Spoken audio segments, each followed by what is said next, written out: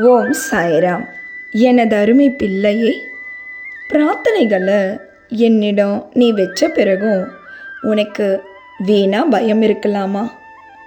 என்னிடத்துல உனக்கு நம்பிக்கை இருக்கிற வரைக்கும் அது என்றுமே வீண் போகாது. நீ நினைக்கிறத நிச்சயம் கடவுள் உன்னிடம் வந்து சேர்ப்பாருங்கிறத புரிஞ்சிக்க. அதுவும் அதற்குரிய சரியான நேரத்தில் சரியான காரணத்தோட. மகிழ்ச்சியான வாழ்க்கை உனக்கு நிச்சயம் கிடைக்கும். மகிழ்ச்சியான வாழ்க்கைங்கிறது கடவுள் உன்னோட இருப்பதோடைய தெளிவான அடையாளமாகும்.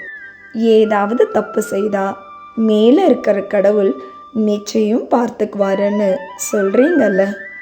ஆனால் உண்மையில் உங்களுக்குள்ளே இருந்து தானே நான் அனைத்தையும் பார்க்குறேன். என்னோட செல்ல பிள்ளையே, உன்னோட பிரார்த்தனைகள் ஒவ்வொன்றா நிறைவேற போகுது. ஆமாம், நான் உனக்கு செல்வத்தை பொழிய தொடங்கும் நேரம் வந்தாச்சு. நான் தரத நீ பெற இரு கைகளுமே போதாது. அதையெல்லாம் பெற்றுக்கொண்டு சந்தோஷமாக உன் குடும்பத்துடன் வாழு. கடவுள் வேணும்னா உன்னோட கண்ணுக்கு தெரியாமல் இருக்கலாம். ஆனால் அவருடைய இருப்பு உங்கள் எல்லார் கூடயும் எல்லா இடங்கள்லையுமே இருக்குங்கிறத புரிஞ்சுக்கங்க. கடவுளை நம்பி செயல்களை தொடங்குறவங்களுக்கு எல்லாமே நன்மையாகத்தான் நடக்கும். இந்த ஏகாதசி நன்னாளில், அதுவும் மார்கழி மாதம் ஏகாதசி நன்னாளில் என்னோட அருளால் உன்னோட பிரச்சனை எல்லாம் தீர்ந்து நீ நலமாக வாழப்போகிற. உன்னோட கஷ்டங்கள் எல்லாம் தீர்ந்து ராஜாதி ராஜனா ராஜ வாழ்க்கையை வாழப்போகிறேன். என்னை நம்பினவங்களை நான் என்றைக்குமே கைவிட்டதா சரித்திரமே இல்லை. அதுவும் நீ என்னுடைய செல்ல பிள்ளை. நான் உன்னை கைவிட்டுடுவேனா? அடுத்து என்னவெல்லாம் செஞ்சு உன் வாழ்க்கையில் இன்னும் என்ன நன்மையெல்லாம் செய்யலாம் என்று உனக்காகத்தான் யோசிச்சுக்கிட்டு இருக்கேன். ஆகையால் உன்னோட ஒளிமயமான சந்தோஷமான வாழ்க்கைக்கு நான் என்றுமே பொறுப்பு. நம்பிக்கைங்கிறது என்றுமே உன்னோட கையில் இருக்கிற வரைக்கும் தான். ஆனால் வெற்றிங்கிறது நீ என் கையை தொடும் தூரம் வரைக்கும் தான். ஒருவர் உன்னை அவமானப்படுத்துகிறாங்கன்னா அல்லது வேண்டும்னே காயப்படுத்தும் போதும் அதை எப்படி கையாள தெரியணுங்கிறத சிந்திக்க தெரியணும்.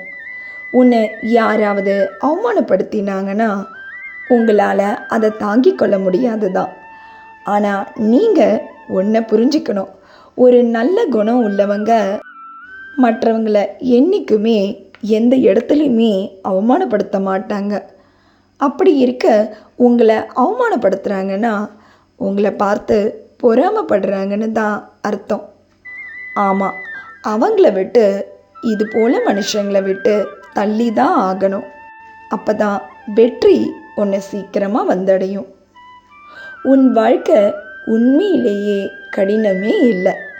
உன்னை சுற்றி இருக்கிற போலியான மனிதர்களை சமாளிப்பது தான் மிகவும் கடினம். வாழ்க்கையில் நடிக்க கண்டிப்பாக கற்றுக்கணும். அழ வேண்டிய இடத்துல அழுக வரலைன்னாலும் அழுது தான் ஆகணும். பிடிக்காத ஒருத்தர் கண் முன்னாடி நின்னாலும் சிரிச்சுக்கிட்டு தான் இருக்கணும்.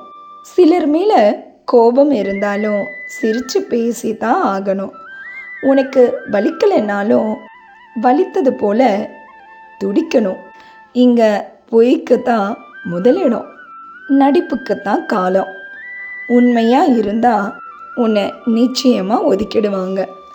இந்த மார்கழி மாதம் ஏகாதசி நன்னாளில் எம்பெருமானோட பாதத்தை தொட்டுட்டியா? உன்னோட துயரங்கள் எல்லாம் போய் ராஜ வாழ்க்கை ஆரம்பமாக போகுது. கடினமான சூழ்நிலை மாறி ராஜயோக வாழ்க்கை மாற எல்லாவற்றையும் சிரிச்சுக்கிட்டே கடந்து வா. இன்றும் என்றும் என்றென்றும் உன் சாயப்பா உன் அருகில். வாழ்க வையகம், வாழ்க வளமுடன். ஜெய் சாய்ராம்.